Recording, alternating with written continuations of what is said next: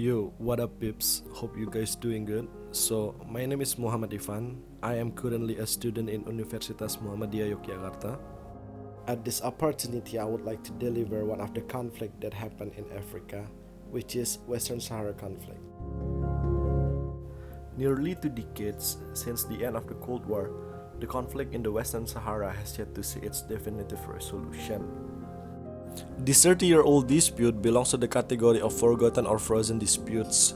The Sahrawi refugees, their plight, the atrocious conditions under which they live, and the right to self-determination through a free and fair referendum, as stipulated in all UN resolutions, have been forgotten as well.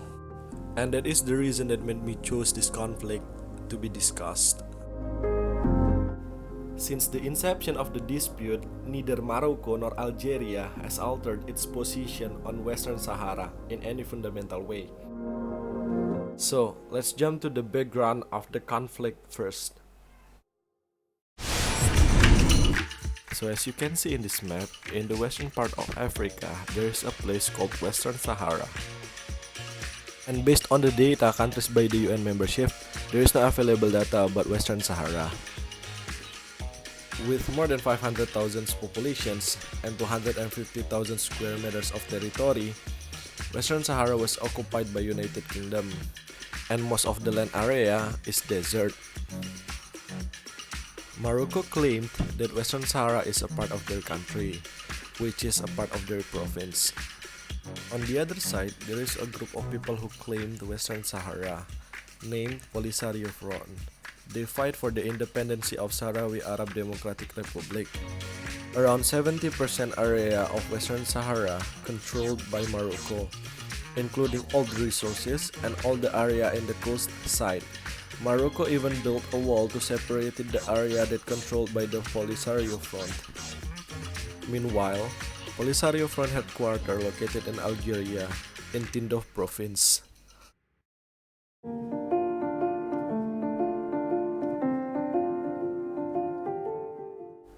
The second round of informal talks between the Moroccan government and the Polisario Front, the Sahrawi nationalist representative, conducted under United Nations auspices and in the presence of Algeria and Mauritania as observer countries, was held on 10 to 11 February 2010.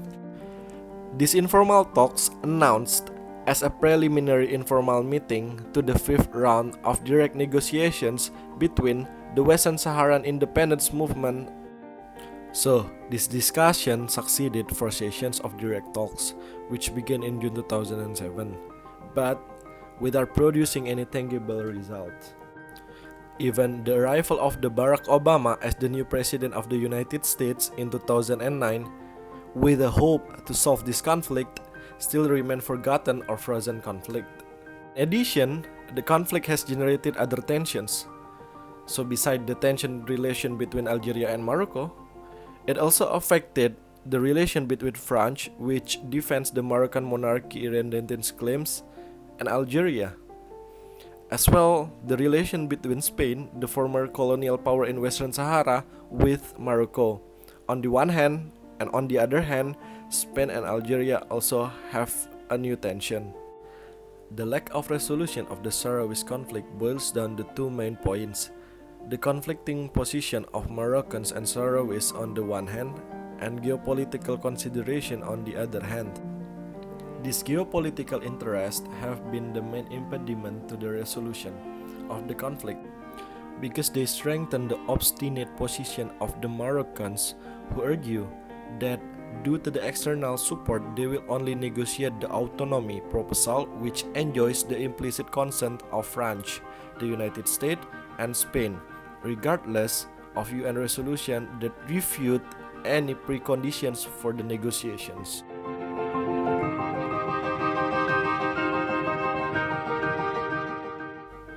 Despite the acceptance of the peace plan by Morocco and the Polisario Front in 1991, all attempts to organize the referendum of self-determination of the last colony in Africa have failed.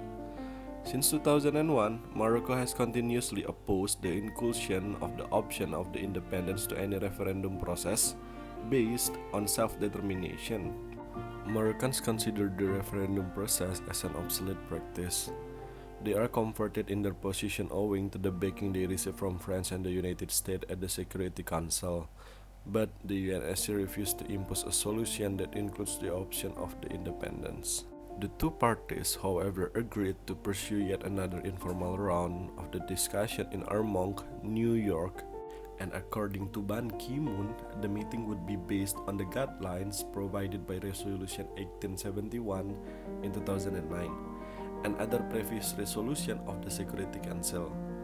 But the reality on the ground was and still is favorable to Morocco, not only because it has consolidated its colonization of the territory, but it also exploits illegally with no fear of punishment the natural resources of Western Sahara, primarily phosphates and fishery.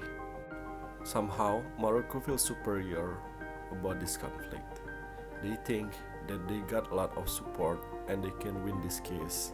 So, this is one of the reasons that made the fifth round of meeting failed, just like the previous one, because it didn't produce any tangible result.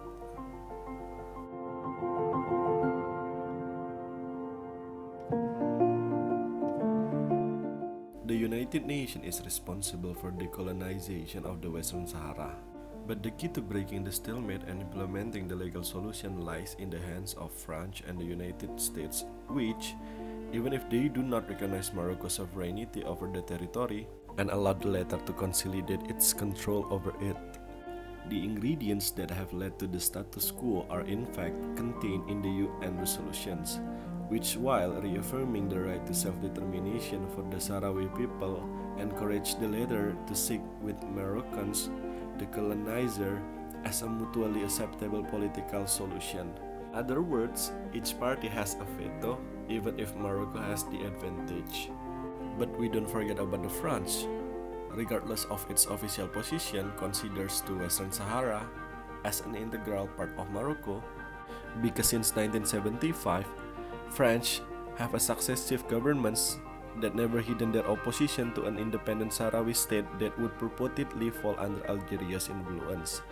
In addition, the emergence of an independent Sahrawi state is seen as a destabilizing factor for the Moroccan kingdom, in which France has considerable political, economic, military, and cultural interest. So, as a conclusion, Western Sahara began to attract attention in 1975. Even the 16 years war between Morocco and Polisario Front still couldn't stop the both parties to end the dispute, and the emergence of the United Nations still could not resolve this prolonged conflict. Countries that are called superpowers are still unable to contribute to solving problems. All parties have not dared to make the right decision. Meanwhile, as long as the decision-making process continues to be delayed, many people are tortured because of the gray zone that limits their movement in the state. The UN must take bold decisions and which geopolitical interests are deemed necessary as a bridge in peace between Morocco and the Polisario Front.